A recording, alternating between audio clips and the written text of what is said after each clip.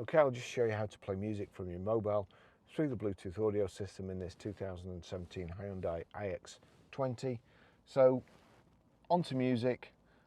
Sweet Caroline there, Neil Diamond. I'm just going to turn that down. If we look here at the bottom, I'll click on the speaker, you'll see iPhone and iX20. There's a tick next to iX20.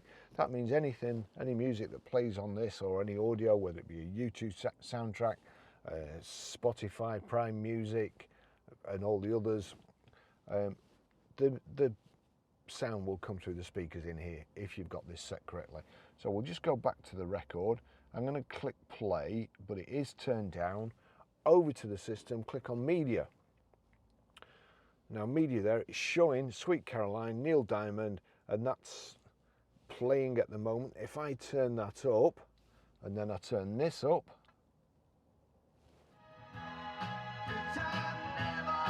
that's it. That's how you play music.